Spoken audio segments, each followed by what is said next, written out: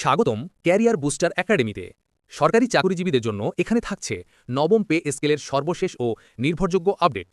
সর্বশেষ আপডেটগুলো নিয়মিত পেতে এখনই লাইক দিন, কমেন্টে আপনার মতামত জানান এবং সাবস্ক্রাইব করুন ক্যারিয়ার বুস্টার একাডেমিতে।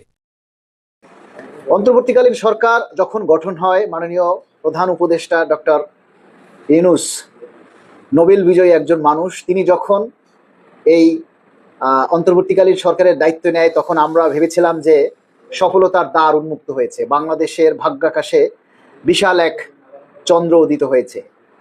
কিন্তু আমরা আসলে বুঝতে পারিনি যে এটা আমাদের জন্য অমাবস্যার চাঁদ, এটা আমাদের জীবনে অন্ধকার নামিয়ে আসবে। আমাদের বাংলাদেশের মানুষের, বিশেষ করে সরকারি চাকরিজীবীদের কোনো আশা ভরসার বা আশা প্রত্যাশা পূরণ হয়নি এই অন্তর্বর্তীকালীন সরকারের দ্বারা।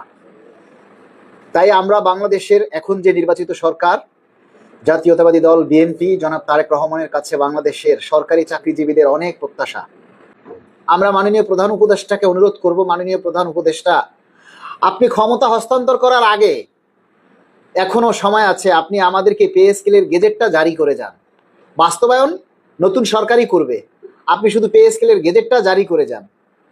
এতে অন্তত 22 লক্ষ কর্মচারীর অভিশাপ থেকে আপনি বেঁচে যাবেন, নতুবা 22 লক্ষ কর্মচারী আপনাকে সারা জীবন অভিশাপ দিবে, কারণ আপনি কর্মচারীদের জন্য কিছুই করেননি।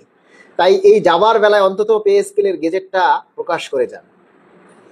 আপনি যদি গেজেটটা প্রকাশ করে যান তাহলে আমরা চাই বিএনপি সরকার সেটাকে বাস্তবায়ন করুক, কিন্তু গেজেটটা আপনারা প্রকাশ করে যান, এটা আপনার কাছে আমাদের শেষ অনুরোধ। আর আমরা আমাদের যে তারুণ্যের যে জোয়ার, এই যে দীর্ঘ 36 বছর পর আমরা একজন পুরুষ প্রধানমন্ত্রী পাচ্ছি, জনাব তারেক রহমানকে আমাদের পক্ষ থেকে লাল গোলাপ শুভেচ্ছা এবং অভিনন্দন জানাই। আপনার কাছে আমরা ঈদ উপহার হিসেবে পে স্কেলের গেজেট চাই। আমরা আপনাদের কাছে শুধু পে স্কেলের একটা গেজেট চাই, আর কিছু চাই না।